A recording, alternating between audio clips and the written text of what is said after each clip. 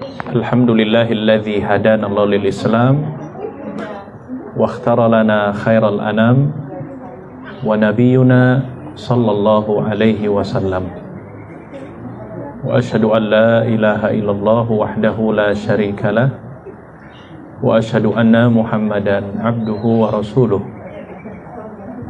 Allahumma salli wa sallim ala nabiyyina Muhammadin wa ala alihi wa ashabihi ajma'in, amma ba'd. Para ibu-ibu sekalian, kaum muslimah yang dimuliakan oleh Allah Subhanahu wa taala, alhamdulillah kita bersyukur kepada Allah di kesempatan pagi hari ini, di hari ini, di cuaca yang sangat baik, di tempat yang mudah-mudahan Allah senantiasa memberikan keberkahan. Kita berkumpul di sini di dalam rangka talabul ilm, menuntut ilmu agama, menuntut ilmu syar'i. Karena kita ketahui bersama bahwa belajar agama itu hukumnya wajib bagi setiap muslim laki-laki dan perempuan. Talabul ilmi faridatun ala kulli muslim. Menuntut ilmu itu hukumnya wajib bagi setiap muslim laki-laki maupun wanita. Oleh sebab itu, ibu-ibu sekalian kaum muslimah yang dimuliakan oleh Allah, hampir semua ayat di dalam Al-Quran, termasuk juga hadis Nabi Shallallahu Alaihi Wasallam, ketika Allah dan Rasulnya menyebutkan kata ilmu dan dia sifatnya adalah berdiri sendiri, maksudnya kata ilmu yang tidak ada embel-embelnya, maka ia dulu ala menunjukkan bahwa yang dimaksud ilmu di situ adalah ilmu agama, bukan ilmu yang lain. Seperti contohnya misalkan dalam surat Al-Mujadilah, Allah mengatakan yarfa'illahu alladhina amanu minkum walladhina utul ilma darajat. Dalam ayat tersebut Allah mengatakan Allah itu akan mengangkat derajat orang-orang yang beriman dan derajat orang-orang yang berilmu, beberapa derajat. Kalau kita perhatikan ayatnya, di situ potongan ayatnya walladzina utul ilma. Di situ kata ilmunya dia berdiri sendiri. Maka yang diangkat derajatnya adalah orang-orang yang belajar ilmu agama. Contoh lain, di dalam surat Al-Imran, Allah Subhanahu wa taala menyebutkan tentang ayat bahwa orang yang berilmu itu Allah Subhanahu wa taala akan menjadikan kelak nanti persaksiannya itu disamakan dengan persaksian Allah dan para malaikat. Syahidallahu annahu la ilaha illa wal malaikatu wa ulul ilmi qa'iman bil qist. Nah, di situ kata ilmu berdiri sendiri. Maka yang dimaksud di situ adalah orang yang berilmu agama, bukan ilmu yang lain. Di dalam hadis Nabi sallallahu alaihi wasallam, hadis yang sering kita dengar, man salaka tariqan yaltamisu fihi ilman sahhalallahu lahu bihi tariqan ilal jannah. Kata Nabi begitu. Barang siapa seseorang yang menempuh sebuah jalan yang ia tempuh di dalam rangka untuk mendapatkan ilmu. Nah, di situ ada kalimat ilmu. Yaltamisu fihi ilman, dia berdiri sendiri, nggak ada gandengannya. Kata Nabi, orang yang kemudian menempuh jalan untuk mendapatkan ilmu apa? Ilmu agama, bukan ilmu yang lain. Maka kata Nabi, sahhalallahu lahu bihi tariqan ilal jannah. Maka Allah akan mudahkan jalannya menuju surganya. Maka saya berharap kepada Allah, mudah-mudahan yang hadir di kesempatan pagi hari ini adalah semua obsesinya di dalam rangka untuk menempuh jalan surganya Allah Subhanahu wa ta'ala. Maka syaratnya harus senantiasa ikhlas. Kita datang ke sini tujuannya adalah belajar agama, tujuannya adalah menuntut ilmu agama, maka agar kemudian duduk-duduk kita ini bernilai pahala, waktu yang kita habiskan ini berkualitas dan menjadi bagian pahala, maka perbaiki niat. Ya, karena salah satu di antara syarat diterimanya ibadah adalah ikhlas.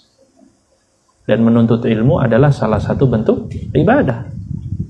Maka dituntut pelakunya untuk senantiasa meluruskan niat kita kepada Allah Subhanahu wa ta'ala. Maka mudah-mudahan Allah jadikan majelis kita ini majelis yang senantiasa dinaungi oleh para malaikat, majelis yang di dalamnya Allah Subhanahu wa ta'ala menyebut-nyebut nama kita di hadapan para malaikatnya. Siapa yang tidak senang kalau namanya disebut oleh Allah? Ada yang nggak senang? Jangankan nama kita disebut sama Allah ya, sama penyiar saja luar biasa berbunga-bunga. Disebutkan Ibu Fulana, Masya Allah, berprestasi dalam ini dan itu. 3 hari 3 malam nggak tidur kita itu. Belum lagi besoknya cerita, lihat saya nggak kemarin di televisi. Kapan itu? Kemarin acara. Oh iya, saya pas istirahat. Wah, nyesel. Nama saya ada di situ. Kan luar biasa. Apalagi Allah Subhanahu wa ta'ala yang menyebut-nyebut nama kita.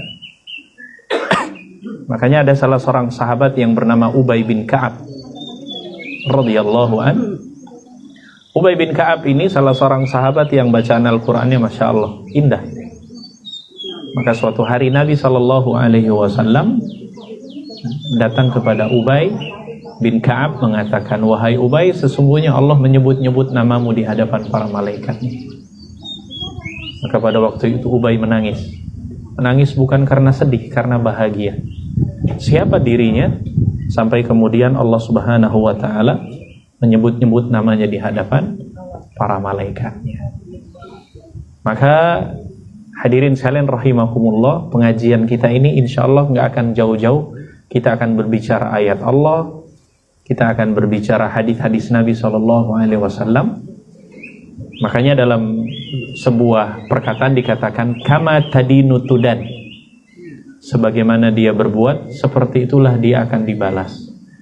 Karena kita ini di sini menyebut-nyebut ayat Allah, maka sebaliknya Allah pun akan menyebut-nyebut nama kita nanti di hadapan para malaikatnya. Kalau kita disibukkan seperti itu, kan balasan itu berbanding lurus.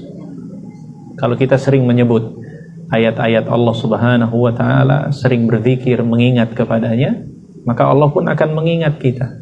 Kan begitu janji Allah dalam ayat, fadhkuruni adhkurkum, ingatlah kepadaku, maka aku pun akan ingat kepada kalian.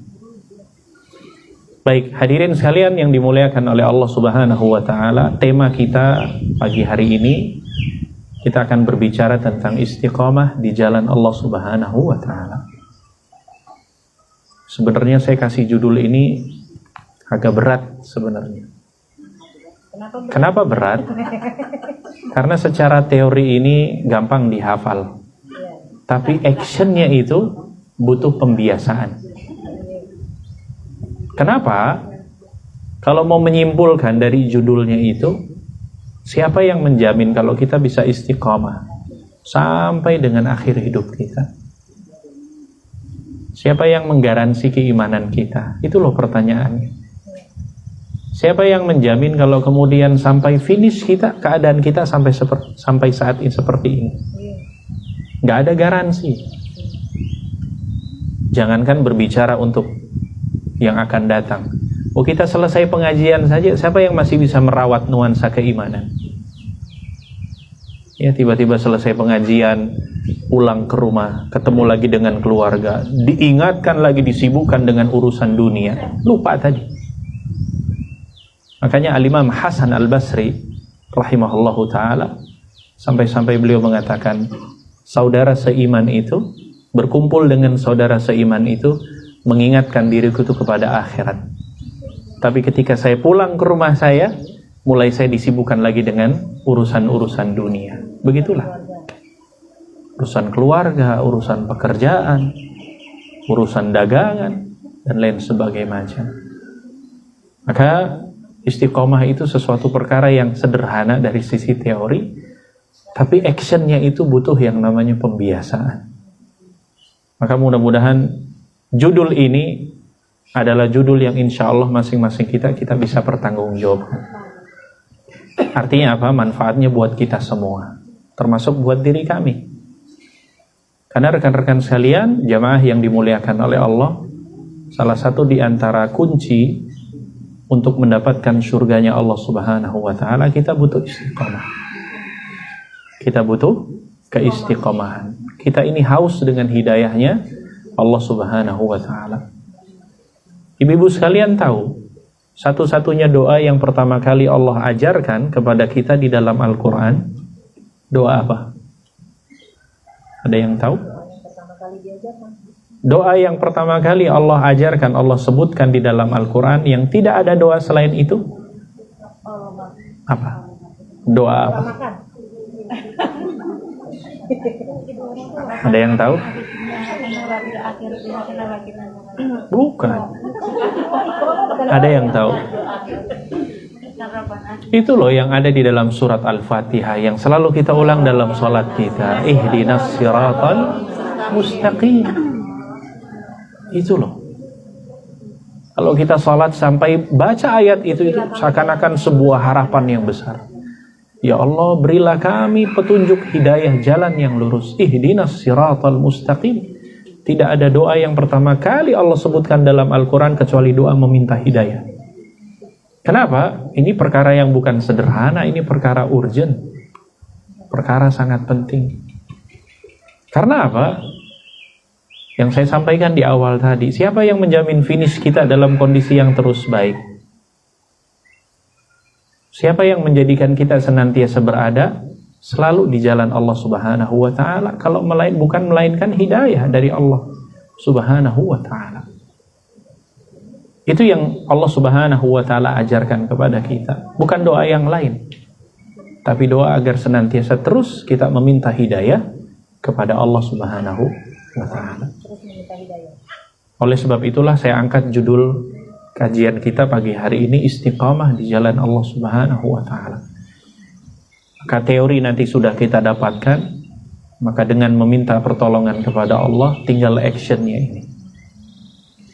Jamaah sekalian yang dimuliakan oleh Allah Subhanahu wa ta'ala, istiqamah secara etimologi atau secara bahasa itu maknanya adalah konsisten, komitmen.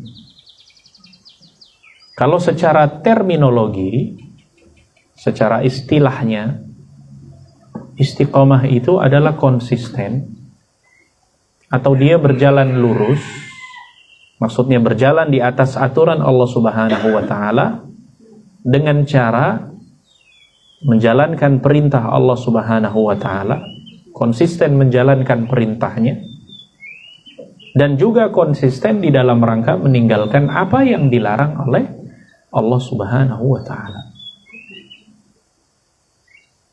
Itu namanya istiqamah. Makanya dalam ayat yang tadi, dalam surat Al-Fatihah yang tadi, yang kita minta itu hidayah adalah jalan yang lurus, bukan jalan yang berbelok-belok. Karena pada hakikatnya jalan yang akan menghantarkan kita menuju surga Allah itu pasti lurus. Makanya dalam sebuah hadis yang sahih pernah dikisahkan, suatu hari Nabi SAW, beliau itu pernah duduk-duduk dengan beberapa para sahabatnya. Kemudian beliau membuat sebuah garis lurus di pasir, beliau gariskan. Kemudian beliau buat garis sebelah kanan kirinya cabang. Lantas Nabi bersabda kepada sahabatnya, "Wahada sabilullah." Nabi mengisyaratkan kepada garis yang lurus tadi, ini adalah jalan Allah. Kemudian Nabi mengisyaratkan jalan yang bercabang ini, wahadhihi subulun mutafarriqatun an sabili wa yad'u fiha asyayatin, kata Nabi. Dan jalan yang bercabang ini adalah jalan yang akan mencerai-beraikan kalian dari jalan yang lurus. Dan jalan yang bercabang di sini semuanya ada syaitan yang akan membawa dan menggelincirkan kalian dari jalan yang lurus. Kemudian Nabi SAW membaca ayat dalam surat Al-A'raf, wa anna hadha sirati mustaqima fattabi'uni wa la tattabi'us subula fatafarraqa bikum an sabili. Kata Nabi, kata Allah, ini adalah jalanku, fattabi'uni, ikutilah, jangan kalian mengikuti jalan-jalan cabang yang lainnya. Lupa itu, coba nanti dicek. Jadi apa? Jadi jalan yang lurus itu adalah jalan yang sebagaimana ditempuh oleh para nabi, para syuhada, para siddiqin, dan itulah yang dikatakan Allah Subhanahu wa taala, siratal ladzina an'amta alaihim. Jalan yang Allah berikan nikmat. Jalan yang lurus itu adalah jalan yang Allah berikan karunia kenikmatan. Karena jalan itulah yang akan menghantarkan seseorang menuju ke surganya Allah Subhanahu wa ta'ala. Makanya dalam ayat yang lain Allah mengatakan, ulaikal ladzina an'amallahu alaihim minan nabiyyina was-siddiqina wasyuhada was-salihin. Jadi jalan yang Allah berikan kenikmatan itu adalah jalan yang sebagaimana ditempuh para nabi, orang-orang siddiqin, orang-orang syuhada, wassalihin, orang-orang yang saleh. Nah, kembali lagi, jadi keistiqomahan itu adalah dia konsisten di dalam rangka menjalankan perintah Allah Subhanahu wa taala, komitmen, dan juga konsisten komitmen di dalam rangka meninggalkan apa yang dilarang oleh Allah Subhanahu wa taala. Maka orang yang seperti itu, orang yang memiliki sifat keistiqomahan. Dalam sebuah kisah yang lain, dikisahkan ada salah seorang sahabat yang bernama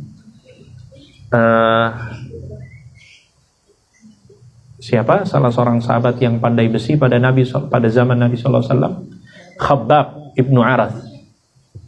Khabbab, ya. Nanti lengkapnya baca tentang kisahnya sahabat yang mulia ini. Khabbab ibnu Aras suatu hari pernah datang kepada Nabi SAW, yang pada waktu itu Nabi sedang berada di bawah bayang-bayang Ka'bah. Tiba-tiba datang dengan begitu pertanyaan yang sangat, ya, begitu sebuah harapan. Lantas datang kepada Nabi mengatakan, ya Rasulullah, ala tad'ullaha lana, ala tansurullaha lana. Ya Rasulullah, kenapa engkau tidak berdoa kepada Allah Subhanahu wa ta'ala agar Allah menurunkan pertolongan kepada kami? Karena Khabbab yakin doa para nabi kan pasti diijabah oleh Allah Subhanahu wa ta'ala. Wah, Nabi SAW yang sementara lagi duduk santai tiba-tiba kaget mendengar ucapan dari Khabbab tadi. Ya Rasulullah, kenapa engkau tidak berdoa kepada Allah agar Allah memberikan pertolongan kepada kami? Jadi Khabbab mengatakan demikian karena pada waktu itu Mekah itu kondisinya sudah tidak kondusif.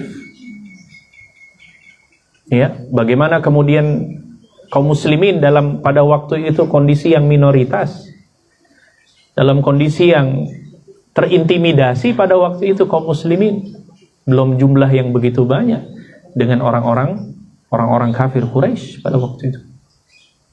Penyiksaan yang luar biasa pada waktu itu. Maka Nabi SAW dengan tegas mengatakan kepada Khabbab, wahai Khabbab, sesungguhnya umat sebelum ini ada yang kemudian disisir dengan sisir yang terbuat dari besi yang memisahkan antara daging dengan tulang mereka. Ada yang digergaji dengan gergaji besi yang menjadikan mereka menjadi dua bagian. Artinya apa? Nabi mengisyaratkan bahwa kondisi sekarang masih lebih baik dibandingkan dengan penyiksaan pada masa lalu. Pada masanya, sebagaimana kisahnya keluarga Yasir. Masih ingat kan? Begitu beratnya pada waktu itu Yasir dengan penyiksaan seperti itu. Sampai Nabi SAW keluar dari lisannya mengatakan, isbir ala Yasir fa inna mau'idukumul jannah. Bersabarlah wahai keluarga Yasir, karena sesungguhnya janji Allah kepada dirimu adalah surganya Allah Subhanahu wa ta'ala. Maka Nabi langsung mengatakan umat sebelummu itu lebih parah kondisinya. Bukan kemudian Nabi SAW tidak berdoa kepada Allah Subhanahu wa Ta'ala, tapi apa? Nabi ingin mengisyaratkan bahwa tetaplah kalian istiqamah, gitu loh. Jangan surut walaupun dengan kondisi seperti ini, karena pasti yang namanya pahala akan berbanding lurus dengan ujian.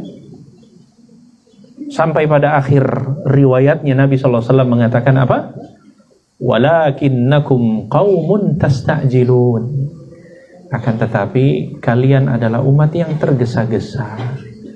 Nah inilah, kadang kita seperti itu. Apalagi mohon maaf ya, di zaman sekarang itu lagi ngetren yang semuanya serba super instan. Iya, kayak mie. Bukan Indomie, mie. Nah, kalau Indomie kan merek. Ya. Sekarang kan begitu. Orang pengen masuk surga, pengen instan. Orang pengen belajar agama, serba super instan. Ya, nggak pengen berjuang, nggak pengen kemudian memakan waktu yang lama, nggak pengen bersusah payah. Wah ini zaman sekarang itu. Mudah-mudahan tidak ada konsep seperti ini di dalam ibu-ibu sekalian, di dalam diri. Ya. Walakinnakum qaumun tasta'jilun, kata Nabi, akan tetapi kalian umat yang tergesa-gesa. Sabar dulu, Nabi ingin mengisyaratkan. Nabi ingin memberikan sebuah pesan bahwasanya istiqomahlah kalian dalam kondisi seperti ini, dan jangan surut, jangan mundur ke belakang. Karena apa? Janji Allah Subhanahu wa Ta'ala, surganya Allah Subhanahu wa Ta'ala. Makanya saya katakan di awal tadi, salah satu di antara modal masuk ke dalam surganya Allah Subhanahu wa Ta'ala itu butuh istiqomah. Kalau enggak, kita ini mundur, surut ke belakang. Dan banyak kan kondisi-kondisi seperti ini terjadi. Para penuntut ilmu, orang-orang yang tadinya semangat mengaji, tiba-tiba saja udah nggak ada lagi di majelis ilmu. Mana itu si ibu itu? Sudah nggak istiqomah lagi. Ya, biasa kumpul ya di pengajian, di halaqah pengajian, di majelis ilmu. Dulu awalnya sering dilihat, tiba-tiba hilang. Kemana itu si ibu? Sudah mulai nggak istiqomah lagi. Semangat melaksanakan ibadah awalnya, tiba-tiba muncul kemudian kurang bergairah lagi, nggak bersemangat lagi. Semuanya apa? Butuh istiqomah. Karena apa? Obsesi kita, jamaah sekalian, kita ingin meraih surganya Allah Subhanahu wa Ta'ala. Itu cita-cita kita, itu himmah kita ke depannya. Karena apa? Ya karena dunia ini kan sesuatu yang pasti kita akan tinggalkan. Iya tidak? Iya. Jangan pernah punya bercita-cita akan hidup selama-lamanya di dunia. Enggak. Sesuatu yang pasti akan kita tinggalkan. Suka maupun tidak, benci ataupun tidak, pasti kita akan tinggal. Ya, kita akan berjalan menuju tempat yang sudah nanti disiapkan oleh Allah Subhanahu wa Ta'ala. Bagaimana cara bisa menempuh jalan dan fase tersebut? Ya, maka kita butuh keistiqomahan. Dan ini butuh pembiasaan kita sejak kita di dunia ini. Oleh sebab itu, hadirin sekalian yang dimuliakan oleh Allah Subhanahu wa Ta'ala, ditambah lagi faktor yang kedua. Tadi yang pertama, ya karena bisa jadi kondisi dan keadaan yang menjadikan kita itu kurang istiqomah. Baru sedikit diuji saja mundur ke belakang. Cuma gara-gara hujan gerimis saja nggak hadir itu pengajian. Di grup mohon maaf izin, tempat saya ini hujan syahdu. Ya. Padahal tempat pengajiannya nggak sampai 1 kilo. Seperti itu. Jadi kadang hal-hal yang membuat sederhana itu menjadikan kita kurang istiqomah lagi. Faktor yang kedua, nah ini. Faktor yang kedua yang terkadang menjadikan seseorang kurang istiqomah itu karena faktor iman yang kadang kurang dirawat. Walaupun kita menyadari para kaum muslimah yang dimuliakan Allah, iman itu kan rumusnya, iman itu kan fluktuatif ya. Iman itu naik, kadang turun. Iman itu kadang grafiknya, Masya Allah ya, kadang kita rasakan dalam kondisi dia menurun. Oleh sebab itu, salah satu di antara faktor sebab seseorang kurang istiqomah itu adalah ketika dia kurangnya mengimani keyakinan dengan adanya hari akhirat. Tuh. Sebabnya kemudian tidak bersemangat dalam melakukan ibadah, kurang bersemangat dalam melakukan ketaatan. Faktor yang kedua itu karena dia kurang yakin sepenuhnya tentang yang namanya hari kiamat itu loh, kampung akhirat. Dikiranya kalau orang sudah meninggal dunia selesai urusannya. Siapa bilang? Orang meninggal dunia kemudian dikuburkan. Yang namanya kuburan itu adalah shelter yang pertama. Ya, halte yang pertama itu, pos yang pertama, fase yang akan kemudian terus kita akan lewati fase-fase pos-pos selanjutnya sampai pada akhirnya apakah Allah menempatkan kita di surga atau neraka. Jadi saya ingin meluruskan sebenarnya. Jadi kalimat orang mengatakan telah berpulang ke tempat peristirahatan yang terakhir keliru sebenarnya. Peristirahatan yang pertama gitu ya. Kan begitu ya rata-rata di surat kabar loh. Ya telah wafat, telah berpulang ke tempat peristirahatan yang terakhir. Itu kuburan bukan terakhir. Itu justru malah pos yang pertama. Jadi keliru bahasanya. Tapi kan sudah terlanjur seperti itu. Padahal orang yang namanya meninggal dunia bukan menyelesaikan permasalahan yang bersangkutan itu. Dia akan kemudian mulai episode yang baru menuju episode yang kekal dan abadi. Maka kita butuh bekal. Nah, kenapa ada orang yang kurang istiqamah? Karena kurangnya keyakinannya beriman kepada hari akhir itu. Dia sangkanya selesai urusan dunia, selesai. Sehingga apa? Nggak bergairah. Tapi kalau ada orang yang benar-benar obsesinya, dia yakin benar tentang akhirat, bahwa akhirat sampai-sampai Allah mengatakan beberapa kali dengan ayat yang hampir mirip kan? Dalam surat Ad-Duha, walal akhiratu khairul laka minal ula. Itu ayat kita hafal loh. Tapi kadang kita nggak ngeh. Akhirat itu lebih baik daripada permulaan dunia maksudnya. Dalam surat Al-A'la yang kita hafal juga, wal akhiratu khairu wa abqa. Dan akhirat itu lebih baik dan lebih abadi dibandingkan dunia. Kan begitu. Ayatnya sudah kita hafal. Tinggal bagaimana kita mencerna sebaik-baiknya dan kita berusaha untuk merealisasikannya. Ternyata bahwa kehidupan dunia adalah kehidupan yang suatu saat kita akan tinggalkan. Sehingga obsesi kita ini mulai saat ini adalah obsesi akhirat. Namun bukan berarti kita ini meninggalkan totalitas dalam urusan kita di dunia. Enggak. Kan pesan Allah begitu dalam surat Al-Qasas. Wabtaghi fima atakallahu daral akhirah wala tansa nasibaka minad dunya. Walaupun kisah ini kalau mau dilengkapin sebenarnya ayat satu paket kisahnya Qarun ini. Sampai kepada ayat, carilah apa-apa yang bisa menghantarkan kalian kepada akhirat. Apa kata Allah? Wala tansa nasibaka minad dunya. Tapi jangan lupa juga urusan kalian kepada dunia. Kan gitu. Tapi Allah memulai yang pertama kali bahwa obsesi kita adalah akhirat. Ya, ketika keyakinan kita semakin kuat dan kerinduan kita semakin kuat dengan kampung akhirat, itulah yang menjadikan diri kita bersemangat dalam melakukan ketaatan.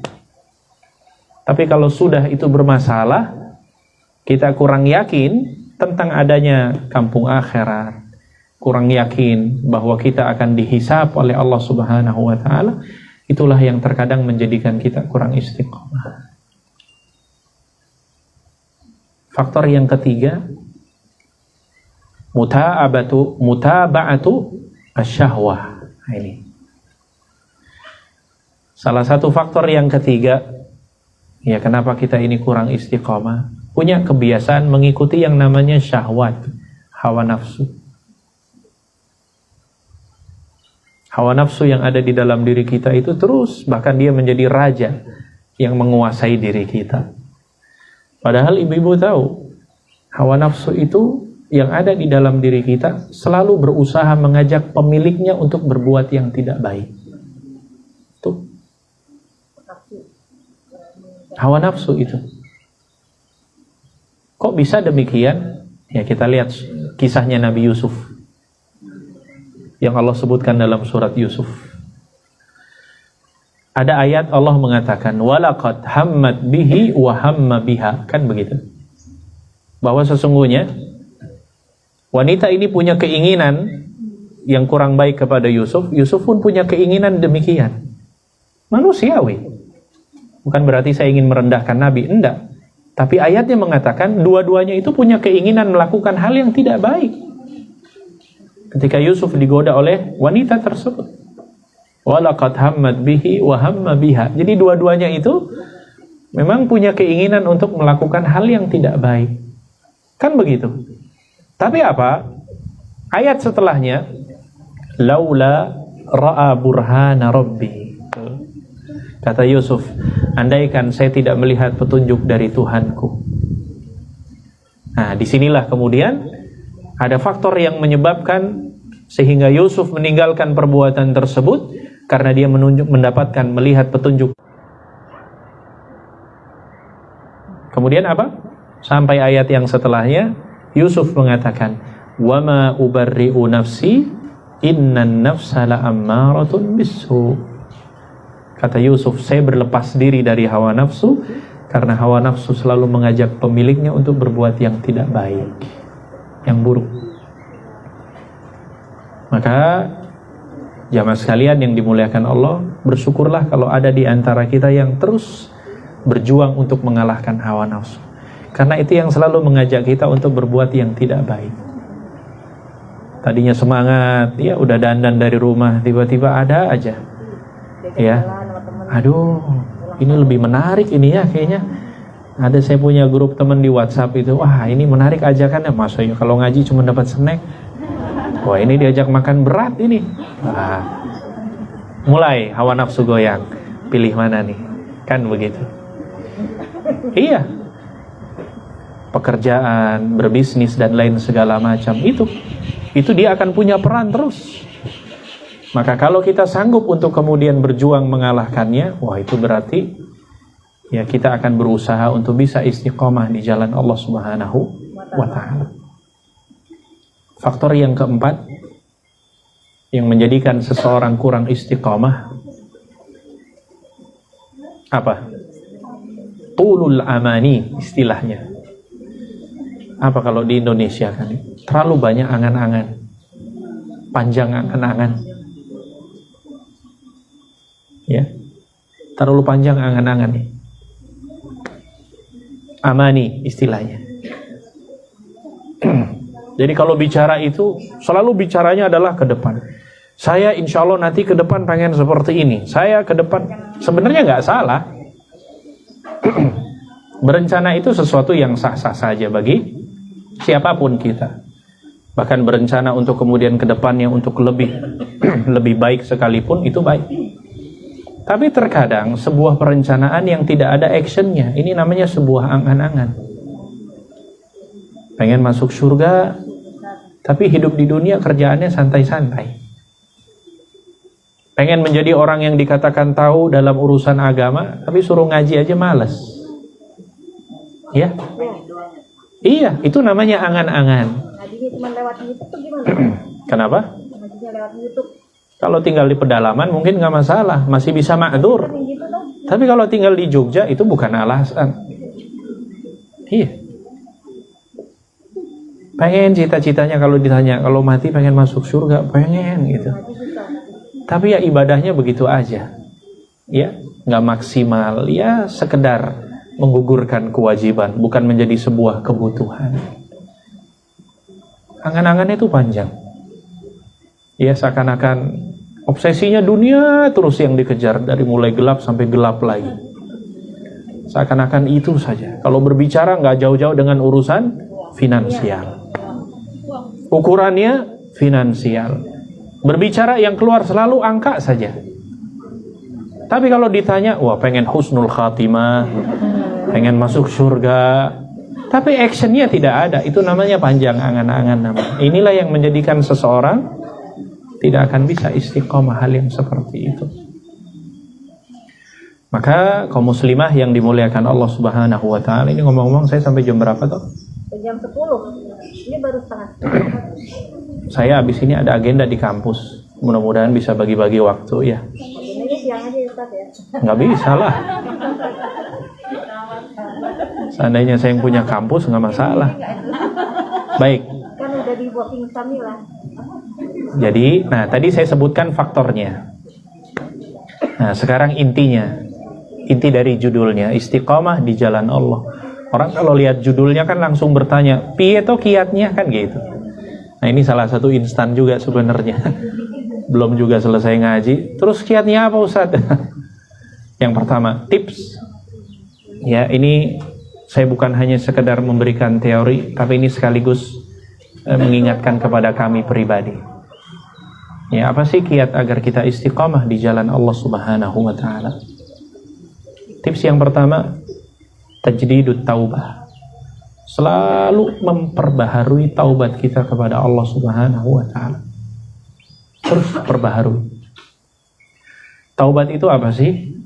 Jamaah sekalian, taubat itu adalah jalan pintas sebenarnya dalam rangka melebur dosa kita kepada Allah Subhanahu wa taala.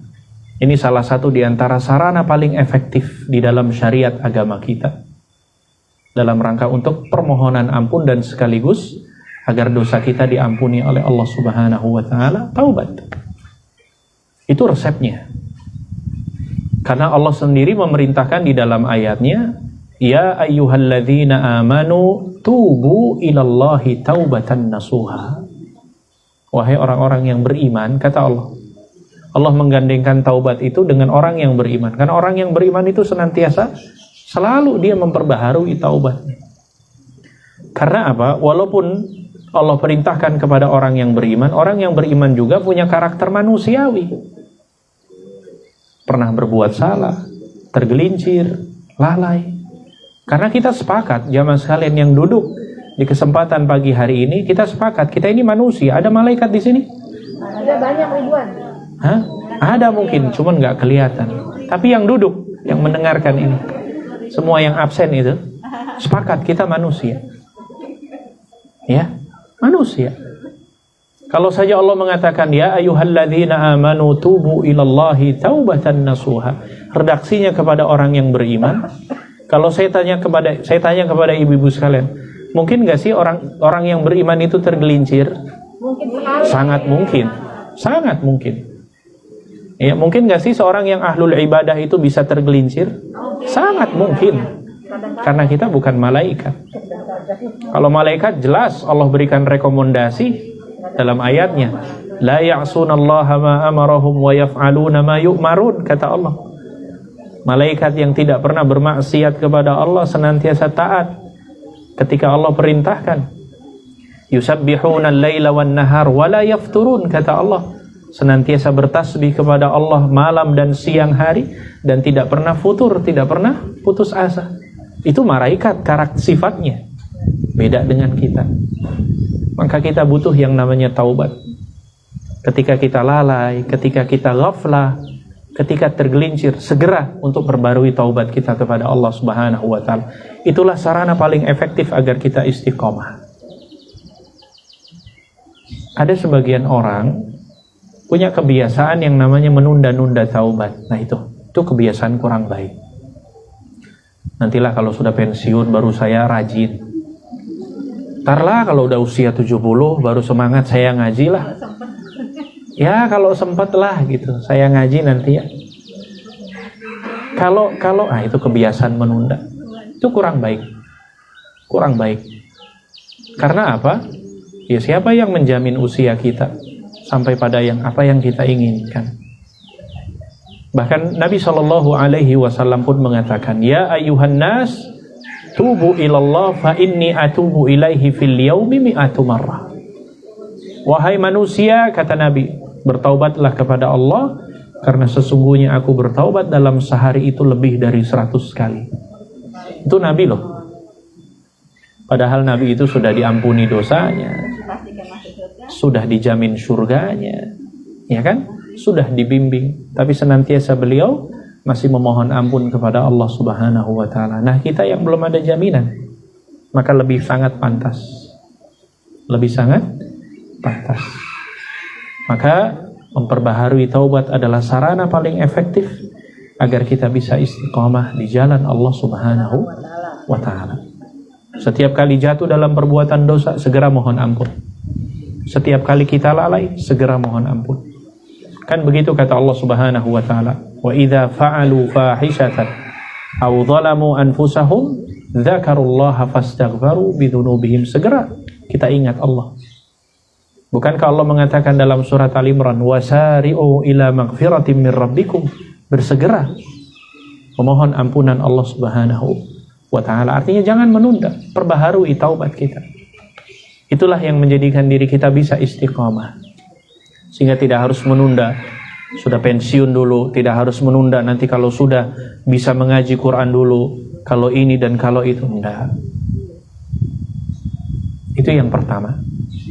Tips yang kedua, kaum muslimah yang dimuliakan Allah Subhanahu wa taala, agar kita bisa istiqamah di jalan Allah Subhanahu wa taala, coba tanamkan di dalam diri kita sifat kesungguhan. Mujahadah. Bersungguh-sungguh. Ini orang Jawa bilang tenanan gitu loh. Tenanan ya? Teninin ya. Salah ya? Saya kan orang Jawa, Jawa Barat. Tenin. Tenin. Iya, saking tenannya tenin. Pokoknya tenanan lah, kesungguhan. Ya. Kalau bahasa Arabnya mujahadah. Ya, makanya akar kata jihad itu, kalimat jihad itu diambil dari kata ya juhud. Mujahadah, kesungguhan. Maka kalau dikatakan orang yang benar-benar berjihad, orang yang benar-benar bersungguh-sungguh. Ini yang kedua. Agar kita bisa istiqomah itu coba ada kesungguhan. Makanya kata Nabi SAW, al-jaza'u min jinsil amal. Balasan itu sesuai dengan potensi yang kita keluarkan. Balasan pahala itu sesuai dengan pengorbanan yang kita lakukan, sesuai dengan kesungguhan yang kita berikan. Itu pasti berbanding lurus. Jamaah sekalian, beda loh pahala jamaah sekalian yang kemudian tinggalnya cuma jarak 200 meter jalan ke sini dengan yang hadir mungkin jaraknya 10 kilo. Pahalanya beda yang jauh ya? Ya lebih banyak yang jauh. Iya. Pahalanya banyak banget ya. Maksud saya ini bukan kemudian membeda-bedakan dari sisi pahala, itu sebenarnya hak prerogatif Allah. Tapi kita al-hukmu ala zahir, hukum dari yang nampak. Kalau yang 10 km saja dia harus berjuang untuk bisa duduk bersimpu di majelis ilmu, masa yang 200 meter cuman gara-gara pilek sedikit saja izin? Misalkan. Kalau di zaman sekarang kan pilek dibesar-besarkan ya. Jangan hadir di majelis. Habikron. Ya kan? Maksud saya seperti itu. Nilai perjuangan, ya, dia harus mempersiapkan waktu, belum lagi mungkin kendaraan, belum lagi mungkin kalau pas cuaca kurang baik. Tapi dia tujuannya seperti itu. Itu Allah nggak akan sia-siakan itu. Itu namanya kesungguhan. Ya, benar. Kita belajar Al-Quran nih, misalkan. Ada di antara kita yang mungkin baru belajar Al-Quran, perbaikan. Ya, perbaikan. Begitu sulitnya kita belajar. Kadang bertemu dengan ustadznya, ustadzahnya, satu kali pertemuan cuma diajarkan satu ayat, tapi sabar luar biasa. Tapi ada kesungguhan. Itu yang dinilai gitu. Al-Imam Al-Bukhari, siapa yang tidak kenal ya buah karyanya Sahih Bukhari. Dahulu beliau hanya ingin mendapatkan satu hadis saja, itu harus safar 1 bulan. Harus menempuh perjalanan safar untuk mendapatkan 1 buah hadis saja. Lah kita kalau satu pengajian berapa hadis yang didengar? Tinggal nyatet, ada alat tulisnya tinggal dicatat. Berapa ayat yang kita dapati? Kan luar biasa. Apa yang kemudian menjadikan kita nggak sungguh-sungguh jamaah sekalian? Apa yang menjadikan kita itu nggak tenanan gitu loh? Dan ini adalah salah satu di antara yang menjadikan kita istiqomah di jalan Allah. Butuh perjuangan. Ya, sebagian orang mengatakan surga itu ditempuh dengan pengorbanan. Memang begitu. Ada kesungguhannya. Makanya Allah mengatakan dalam akhir surat Al-Ankabut, walladzina jahadu fina lanahdiyannahum subulana wa innallaha lama'al muhsinin, kata Allah. Walladzina jahadu fina, orang-orang yang bersungguh-sungguh di jalanku, lanahdiyannahum subulana, maka Allah akan berikan jalan petunjuk menuju surganya. Wa innallaha lama'al muhsinin, sesungguhnya Allah bersama dengan orang-orang yang berbuat ihsan. Itu yang kedua. Tips kiat yang kedua agar kita istiqamah di jalan Allah Subhanahu wa taala, tanamkan kesungguhan. Ya, kita mengaji sungguh-sungguh, kita beribadah bersungguh-sungguh. Kita hidup benar-benar, ya, mendedikasikan kita bersungguh-sungguh untuk obsesi kita akhirat. 3. Kiat yang ketiga, agar kita bisa istiqamah di jalan Allah Subhanahu wa taala, tanamkan di dalam diri kita sifat muraqabah. Apa? Muraqabah. Muraqabah. Ada yang tahu? Muraqabah itu adalah sifat senantiasa selalu diawasi oleh Allah Subhanahu wa taala. Itu namanya muraqabah. Tanamkan, ya, sifat selalu diawasi oleh Allah Subhanahu wa taala. Dimonitor, ya. Kalau tempat tinggal kita itu ada CCTV toko gitu, ya. Nah, itu yang memonitor kita, itu muraqabahnya adalah Allah Subhanahu wa taala. Kok bisa ini masuk bagian dari kiat? Iya. Orang yang senantiasa merasa bahwa setiap gerak-geriknya diperhatikan oleh Allah Subhanahu wa taala, ketika dia akan melakukan hal yang berseberangan, dia akan berhenti. Kalau dia merasa nggak apa-apa lah, nggak ada yang lihat, tapi saya ini punya Tuhan Allah yang tidak pernah tidur. Ya, Allahu la ilaha illa huwal hayyul qayyum la ta'khudhuhu sinatu wa la naum. Ketika dia ingin melakukan perbuatan dosa, nggak apa-apa lah, nggak ada yang lihat. Tapi kalau dia menanamkan muraqabah, yakin kok Allah itu pasti memperhatikan saya. Ketika dia akan melakukan sesuatu hal yang berseberangan, dia berhenti. Allah ini menyaksikan. Akhirnya dia tidak jadi. Itulah yang menjadikan istiqomah. Sebaliknya, dalam beramal pun demikian. Jadi kita ini nggak perlu yang namanya ibadah kita itu harus kemudian sampai orang menyebut-nyebut, Masya Allah itu Ibu Fulanah kalau nyumbang luar biasa loh. Nolnya itu bukan lagi 6, 9 misalkan. Iya, itu Ibu Fulanah Masya Allah begini-begini. Kita itu nggak perlu yang namanya penghargaan seperti itu. Kalaupun ada yang memujinya nggak masalah. Toh bukan kita yang meminta. Ketika dia beramal, kalaupun tidak terekspos sekalipun, dia yakin kok Allah itu tahu. Gitu loh. Makanya pada zaman ya para sahabat itu, mereka itu senantiasa berusaha. Kalau bisa itu amalnya disembunyikan sebenarnya.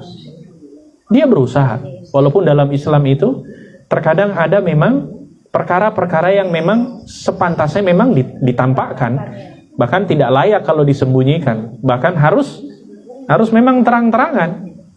Seperti adzan kan nggak mungkin muadzin diam-diam sembunyi-sembunyi bisik-bisik Allahu Akbar, kita kan nggak mungkin. Ya, dia harus yang namanya terang-terangan. Sholat maghrib, sholat isya, sholat subuh itu kan bacanya harus dijaharkan. Tapi kalau sholat zuhur dengan asar, memang aturannya begitu, nggak dikeraskan. Nah, itu sudah ada hukumnya tersendiri. Tapi asalnya bahwa dalam kita beramal juga, kalau kita menanamkan sifat muraqabah, ya kita ini nggak perlu kemudian bersedih ya. Kok nggak ada yang ngelihat ya? Saya pergi ngaji. Ya.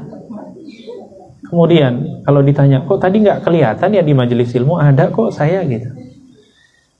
Jadi dalam beramal sekalipun, yakin Allah Subhanahu wa ta'ala menyaksikan diri kita. Termasuk sebaliknya. Ketika kita menanamkan muraqabah, perasaan senantiasa diawasi oleh Allah Subhanahu wa ta'ala, kita nggak perlu penghargaan. Kita nggak perlu sanjungan dari makhluknya. Kita nggak perlu kemudian pujian yang menggelegar dari sesama makhluknya. Karena yakin Allah menyaksikan. Makanya ada salah seorang tabi'in yang bernama, mudah-mudahan tidak keliru, Zainal Abidin. Hah? Mana yang mengikuti artis mengikuti tabiin atau tabiin yang mengikuti artis? Ayo. Namanya Zainal Abidin. Dikisahkan bahwa salah seorang tabiin ini pada masanya, beliau ini posisinya mungkin kalau sekarang ya kepala dukuh gitulah. Ya. Jadi punya kebiasaan. Zainal Abidin ini ya tabiin yang dia berusaha untuk menyembunyikan amalnya. Jadi setiap malam ada persimpanan gudang gandumnya itu, yang setiap malam itu ya dia papah sendiri itu gandumnya, kemudian dia data di mana warga-warga yang miskin, dia datangi ke rumahnya, kemudian dia ketok pintunya, dia taruh gandumnya, dia pergi. Begitu terus. Dan itu bukan setahun 2 tahun, puluhan tahun dia lakukan seperti itu. Semua penduduknya taunya kalau pagi buka pintu ada gandum, wah, yang penting dia kalau nggak kelaparan. Setiap kali habis, ya, nggak lama kemudian ada lagi gandum di depan pintunya. Dia nggak berpikir siapa yang selama ini. Pokoknya mereka hidup seperti itu. Singkat cerita, Zainal Abidin Allah Subhanahu Wa Taala wafatkan. Ya, wafatnya beliau ini bersamaan dengan terputusnya gandum juga. Orang mulai bertanya-tanya. Ya, biasanya buka pintu ada gandum, ada karung gandum, kok ini nggak ada. Ya, pas bersamaan dengan ya wafatnya Zainal Abidin. Dan orang-orang yang memandikan jenazahnya sampai-sampai disebutkan di fisiknya itu, di punggungnya itu berbekas, ya, berwarna hitam di punggungnya itu. Karena selama ini dia yang selalu papah gandumnya itu. Orang baru tahu, oh selama ini, setelah wafatnya baru tahu, oh berarti dia yang selama ini yang memberi gandum tersebut. Coba lihat. Wah ini angel ini, Masya Allah. Ya, walaupun mungkin zaman sekarang, mungkin kalaupun ada tidak terekspos. Tapi minimal ini menjadi pelajaran bagi kita, kaum muslimah dan kami juga. Sekarang kayaknya mulai PR ini. Ada nggak sih kira-kira kelak amal yang paling terbaik nanti kita persembahkan di hadapan Allah? La ya'lamu ahadun illa bainana wa bainallah. Yang seseorang tidak ada yang mengetahui kecuali antara diri kita dengan Allah. Ini PR kita ini. Ada nggak sih? Mungkin kalau sholat, puasa, zakat, sedekah, ya mungkin biasalah. Ada nggak sih yang paling istimewa? Ya, yang akan kita coba persembahkan yang paling terbaik di hadapan Allah, yang tidak ada orang yang mengetahui antara diri kita dengan Allah Subhanahu wa Ta'ala. Karena bisa jadi amalan-amalan kita ini, mohon maaf ya, amalan kita ini mungkin bermasalah, banyak masalahnya. Orang mengatakan banyak cacatnya, mungkin karena ya masalah niat yang kadang kita ini berubah-ubah. Tapi minimal ada nggak sih sebuah amalan yang kita rahasiakan yang benar-benar itu kita bisa ikhlaskan? Karena amal disembunyikan kan salah satu upaya untuk agar lebih ikhlas. Ada nggak? Nah ini PR, silahkan. Mau dikemas dengan cara apapun. Ya, karena ada orang yang seperti itu. Ada orang yang pengen sebuah amalan yang tidak ada orang yang mengetahui antara dirinya dengan Allah Subhanahu wa Ta'ala. Sampai-sampai ada salah seorang sahabat yang diberikan gelar Ashabul Asrar, sahabat yang memegang rahasianya Nabi SAW. Siapa itu? Hudzaifah ibnul Yaman.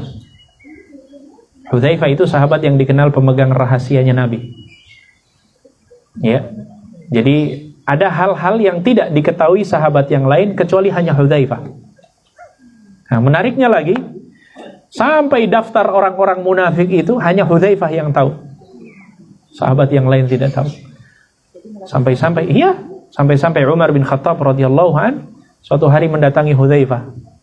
Hudzaifah, tolong sampaikan kepadaku, adakah namaku dalam daftar orang-orang munafik?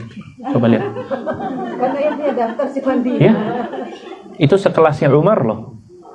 Sekelasnya Umar bin Khattab khalifah. Sampai begitu cemasnya. Hudzaifah, tolong sampaikan kepadaku, ada nggak saya termasuk daftar orang-orang munafik? Saking khawatirnya coba sahabat itu. Oh kita mah mungkin santai-santai aja kan? Ya bodoh amat mungkin kita mah. Tapi sahabat tidak, sampai cemas begitu mereka. Padahal mereka adalah orang-orang pilihan Allah Subhanahu wa Ta'ala. Hudzaifah mengatakan tidak ada nama wahai Umar. Sampai sebagian besar sahabat, kalau diinformasikan ada informasi sahabat yang meninggal dunia, yang pertama kali dilihat adalah Hudzaifah. Apa? Hudzaifah ikut menyolatkan atau tidak? Nah, sampai begitu. Kalau Hudzaifah ikut menyolatkan, berarti yang meninggal aman. Dia bukan orang munafik. Tapi kalau sudah dilihat Hudzaifah tidak menyolatkan, berarti ada something ini dengan orang yang meninggal dunia. Karena daftar munafik, dia yang tahu. Daftar orang-orang munafik. Subhanallah. Nah, kembali lagi, jemaah sekalian yang dimuliakan Allah, muraqabah, perasaan senantiasa diawasi. Ingat kisahnya seorang penjual susu di pasar? Ma'ruf ya kisah ini. Seorang anak dengan ibu pada masa Khalifah Umar bin Khattab. Jadi Umar ini punya kebiasaan tiap malam ini, ya kalau mungkin, tapi beda ya. Ya kalau zaman sekarang kan pencitraan belusukan itu kan ya. Kalau Umar mah tenanan. Umar itu tiap malam keliling mencari siapa warga yang kelaparan. Singkat cerita, lewatlah di sebuah rumah, terjadilah dialog antara seorang ibu dengan anak perempuannya. Penjual susu di pasar. Kata ibunya, nak, bagaimana kalau susunya kita campur dengan air saja? Biar lebih banyak dan keuntungannya lebih besar. Kata sang anak mengatakan, jangan bu. Yang demikian itu Khalifah Umar melarang perbuatan seperti itu. Apa kata ibunya? Kan Khalifah Umar nggak tahu istirahat, nak, katanya. Padahal sementara dengar di balik biliknya. Kata anaknya mengatakan, bu, kalau Khalifah Umar tidak tahu, tapi Tuhannya Umar itu tahu. Terdiam itu ibunya. Umar mendengarkan perkataan seperti itu, besoknya dibuat sayembara. Siapa yang ingin menikahkan anak putrinya ini? Karena akhlak yang mulia, itu namanya muraqabah. Perasaan senantiasa diawasi. Nah, ini salah satu ya ibu-ibu sekalian, ya pola dalam mendidik anak kita. Biasakan dari usia dini, ya dia hanya takut hanya kepada Allah Subhanahu wa taala. Apalagi kalau anak-anak kita udah dewasa. Ya, jadi menumbuhkan kesadaran bukan kemudian harus horor dengan kedua orang tuanya. Kalau kamu melakukan ini, papa mama akan begini. Bukan image yang di hadapan itu bukan bapak ibu. Nah, itu dilarang. Kalaupun orang tuamu nggak mengetahui, Tuhanmu itu tahu loh. Nah, disitulah salah satu metode dalam mendidik anak. Muraqabah, tanamkan, coba sifat senantiasa diawasi oleh Allah. Kita ini dimonitor. Ucapan kita, tingkah laku kita. Jangankan yang nampak ya, niat saja yang kita niatkan, Allah itu tahu. Ya'lamu sirrahum wa jahrahum. Allah itu mengetahui yang kita sembunyikan, yang terang-terangan. Ma yalfidhu min qaulin dalam surat Qaf. Ma yalfidhu min qaulin illa ladaihi raqibun atid. Tidak ada yang keluar dari lisan kita kecuali ada yang mencatat. Maka kalau kita mau berucap, ya, walaupun mungkin nggak ada orang yang mendengarkannya, tapi Allah itu tahu. Kita berbuat maksiat sementara lagi kesendirian. Nah, ini juga penting catatan gitu. Mungkin kalau lagi beramai-ramai kita agak sungkan ya melakukan perbuatan maksiat. Tapi terkadang ada yang kurang, ada yang tidak selamat ketika dalam kondisi kesendirian kita. Ya, berhati-hati, ya, berhati-hati bermaksiat dalam kondisi kesendirian. Karena dengan alasan nggak ada yang melihat, nggak ada yang menyaksikan. Nah, ini salah satunya nih. Anteng sejam, 2 jam itu di depan gadget itu. Terus kepo gitu ya. Lihat kepo, lihat gambar yang nggak bagus. Ya, ngikutin status saudaranya. Oh, ternyata ya langsung muncul, rusak hati kita. Ngapain begitu? Nggak ada urusannya. Bahagia dibully, sengsara dibully. Ya. Itu yang menjadikan kita itu nggak bermanfaat. Kerjaannya cuma mengkritisi keadaan orang lain. Ya, kadang kita lupa dengan keadaan diri kita pribadi. Dan itu semua dipantau oleh Allah Subhanahu wa ta'ala. Jadi dalam berbuat maksiat, termasuk dalam beramal sekalipun, kita nggak perlu yang namanya mendapatkan applause. Ya, cukup Allah Subhanahu wa ta'ala yang maha mengetahui. Tips yang terakhir, karena sudah jam 10 lewat 1 menit. Yang terakhir, tanamkan di dalam diri kita sifat muhasabah. Apa? Muhasabah. Nah, kalau ini pasti tahulah. Introspeksi. Ya. Introspeksi diri kita. Muhasabah. Seorang muslim yang cerdas itu muslim yang senantiasa muhasabah. Kenapa? Karena dia akan tahu nanti apa yang sudah dikerjakan, apa kekurangannya, apa yang sudah dia lakukan. Dia selalu introspeksi. Makanya jamaah sekalian rahimakumullah, kalau bisa sih disempatkan kalau sebelum kita istirahat malam hari itu, sebelum kita rebahi badan kita di tempat istirahat, tempat tidur, cobalah muhasabah dulu. Apa sih yang sudah kita lakukan dalam sehari ini? Sejak bangun sampai kita mau istirahat lagi. Coba. Itu salah satu sarana paling efektif agar kita bisa istiqomah. Oh, hari ini dari pagi saya seperti ini. Ya, kalau ternyata hari itu banyak kebaikan yang kita kerjakan, bersyukurlah kepada Allah. Itu semua karena Allah memberikan kemudahan. Kalau ternyata hari ini, ternyata banyak cacatnya ini ya.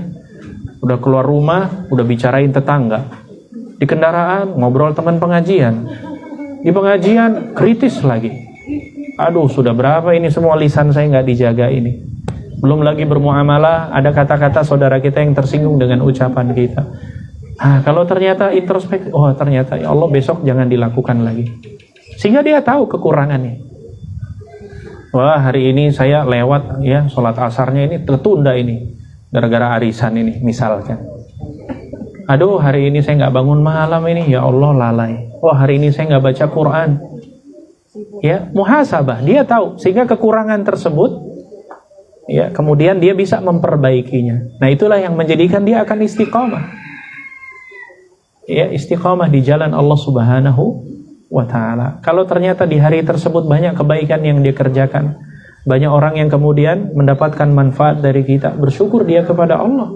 Karena itu semua Allah memberikan kemudahan kepada dirinya. Yang paling terakhir berapa? 5. Ganjil ya. Udahlah 5 aja, jangan banyak-banyak. Khawatir nanti pulang pengajian lupa lagi ya. Nanti kalau saya diundang lagi saya tanya ini ujian. Dosen banget sih. Iya. Yang bisa jawab lulus di akhirat insyaallah. Yang kelima, agar kita bisa istiqomah, perbanyak berdoa. Nah, ini penting. Ya, banyak doa. Kadang kita itu mungkin sering luput ya. Sering luput. Ya, kita berdoa kepada Allah Subhanahu wa taala. Apa sih doa? Sebenarnya doa secara umum itu. Sebenarnya doa itu adalah salah satu sarana kita efektif bisa istiqomah. Karena doa itu adalah bagian dari ibadah. Doa itu kan sebenarnya permintaan ya. Ya, doa itu sebenarnya sebuah permintaan talab. Ya, diri kita kepada Allah Subhanahu wa taala, dan doa itu adalah ibadah sebagaimana Nabi mengatakan ad-du'a huwal ibadah. Maka kalau doa ini ibadah kepada Allah, maka tidak boleh diperuntukkan selain Allah Subhanahu wa taala.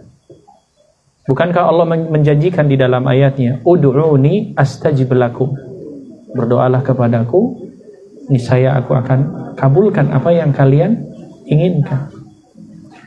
Salah satu sebab ya kenapa keinginan kita ini belum terkabulkan, bisa jadi mungkin karena kurang kesungguhan kita dalam berdoa. Bisa jadi mungkin kadang kita berdoa, lisan kita bercuap kemana, kadang hati kita lalai. Iya, kurang bersungguh-sungguh dalam berdoa. Nah, termasuk juga kita jarang berdoa.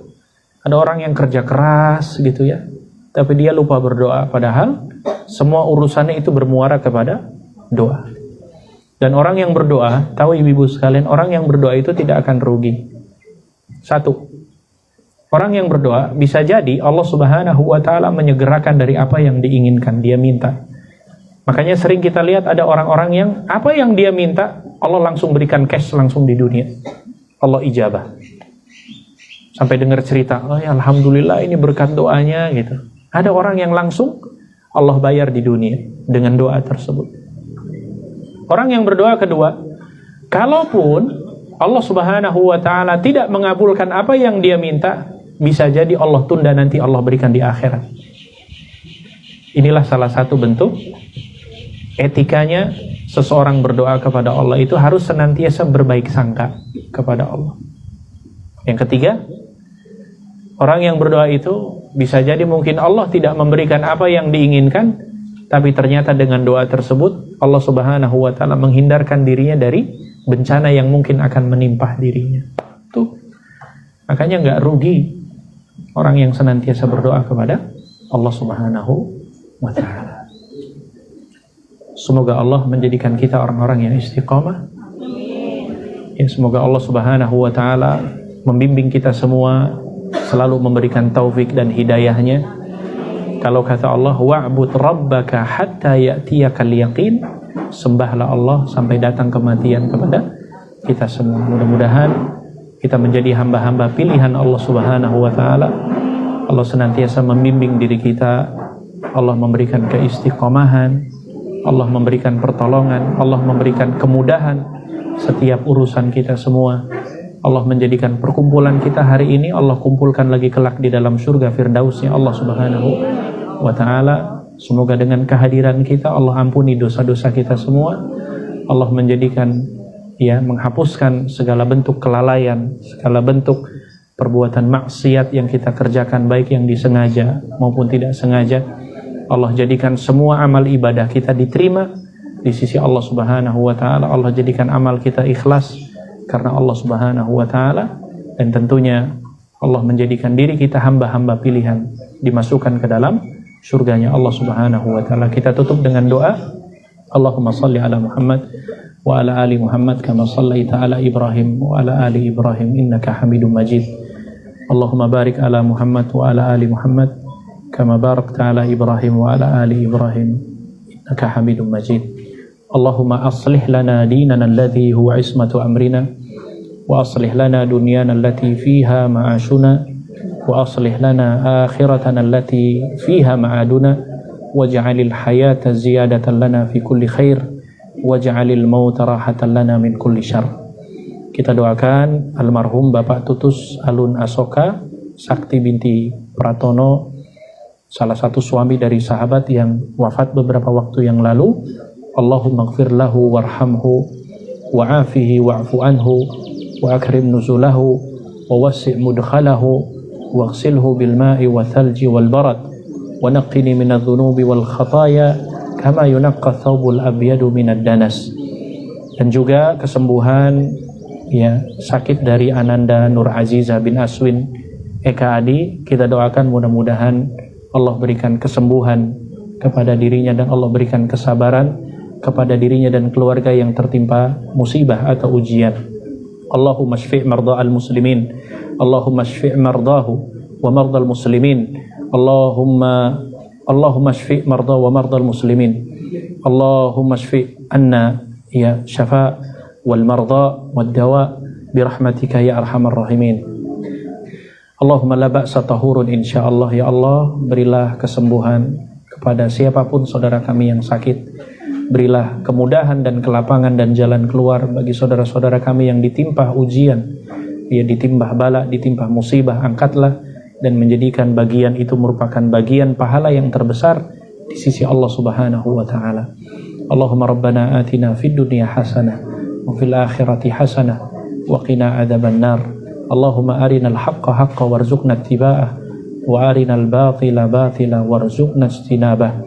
Allahumma rabbana zalamna anfusana wa illam taghfir lana wa tarhamna lanakunanna minal khasirin. Allahumma inna nas'aluka min husnil khatimah.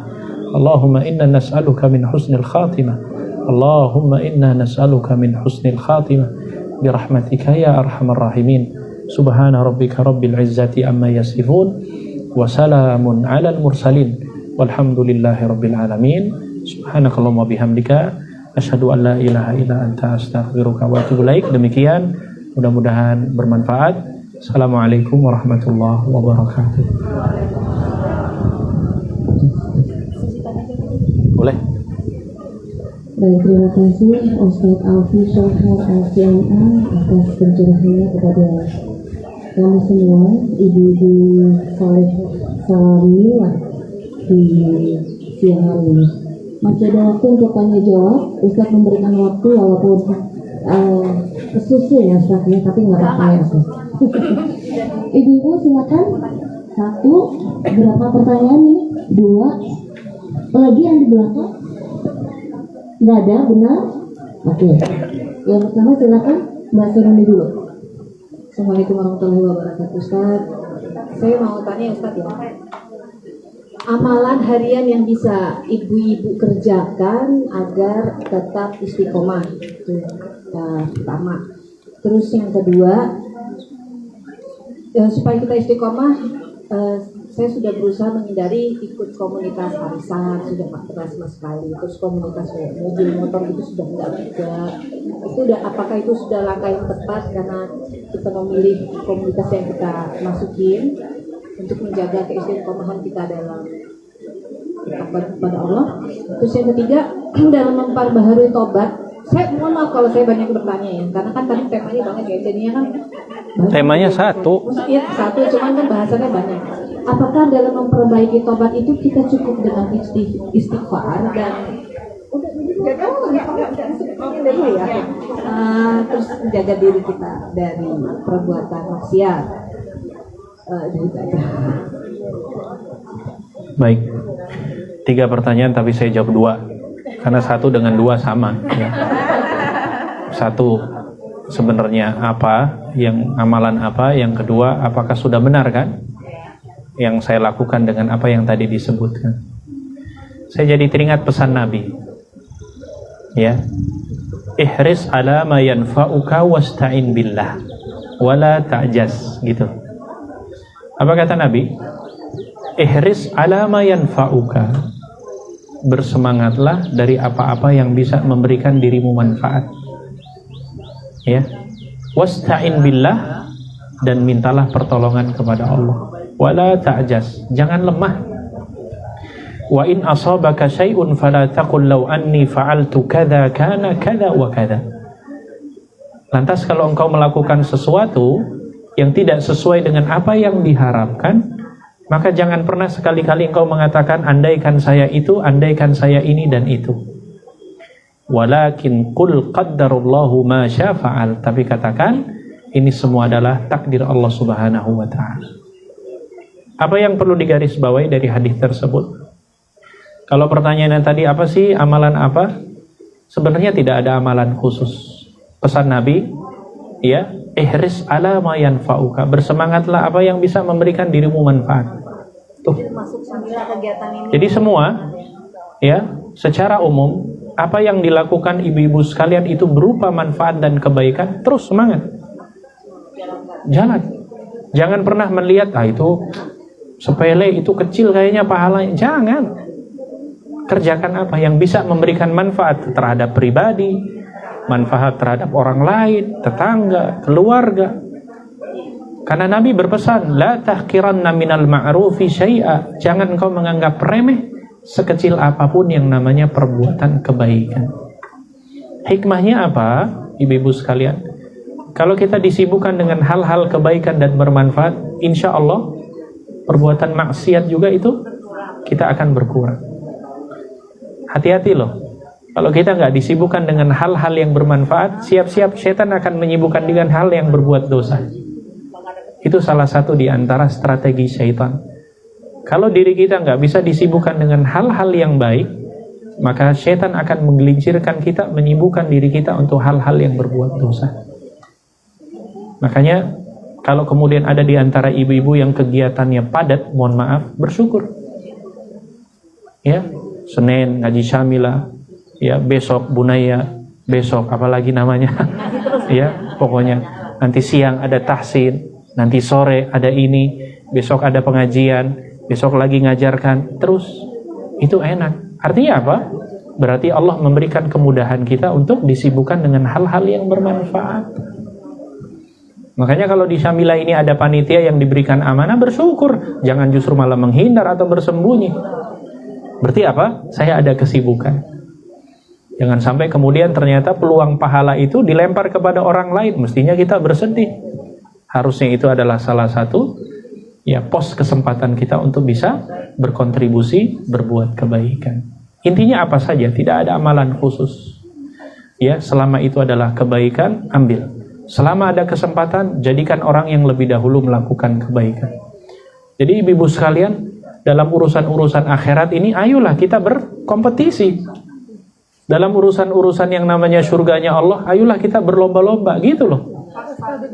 Cemburu gitu loh. Ya, melihat saudaranya gitu kan ya, lebih dahulu melakukan kebaikan, terus kemudian kita santai di belakang, itu bukan karakter orang-orang yang beriman seperti itu. Dia mestinya kalau lihat saudaranya lebih dahulu, dia merasa gimana gitu. Itu namanya bersaing dalam kebaikan. Ya, masa setiap pengajian datangnya terlambat terus, kan malu. Iya. Siapa yang suka terlambat? Iya. Dilihat nggak apa-apa lah, kan dia kan begitu, nggak begitu. Ya. Hari ini saya datang, waduh terlambat ya karena ada faktor udzur. Besok nggak boleh terlambat. Setengah jam sebelum pengajian sudah harus duduk manis. Itu namanya berbuat kebaikan. Ya, itu jawaban yang pertama dan yang kedua. Yang ketiga, taubat yang sebenarnya itu seperti apa sih, memperbaharui? Kalau berbicara secara hukum syar'i, ya taubat nasuha itu kan ada syurut, ada syarat. Ada 4 syaratnya. 1, ya, benar-benar dia meninggalkan perbuatan dosa tersebut, berlepas. Syarat yang kedua, bertekad untuk tidak mengulangi kembali perbuatan dosa tersebut. Syarat yang ketiga, ada penyesalan. Menyesal ya dari perbuatan yang dilakukan dosa tersebut. Syarat yang keempat, kalau ada yang berhubungan haknya anak Adam, dikembalikan atau minta diikhlaskan. Itu syaratnya. Ya, jadi kalau orang yang benar-benar dia bertaubat kepada Allah benar-benar, maka syaratnya itu harus dipenuhi. Saat kalau misalkan ada salah satu yang belum dipenuhi, ini jangan sampai penghalang, ya, yang menjadikan ya taubat kita ini kurang sempurna, bukan tidak diterima. Ya, karena pada hakikatnya Allah Subhanahu wa Ta'ala pasti akan menerima taubat hambanya. Hanya saja ada faktor-faktor yang perlu yang perlu diperhatikan. Salah satunya syarat-syarat tadi. Ya, seperti itu. Caranya apa? Caranya banyak istighfar. Paling mudahnya. Berangkat pengajian syamilah di jalan astaghfirullahaladzim wa atubu ilaik. Astaghfirullah. Biasakan setiap aktivitas itu banyak memohon ampun kepada Allah. Dan ternyata ini sesuatu yang disyariatkan loh. Ibu-ibu sekalian, kita nggak diperintahkan kalau selesai sholat itu mengucapkan alhamdulillah, enggak loh. Assalamualaikum warahmatullah, assalamualaikum warahmatullah, alhamdulillah. Enggak ada dalilnya kok. Silakan kalau ada yang menunjukkan dalil seperti itu, tunjukkan ke kami.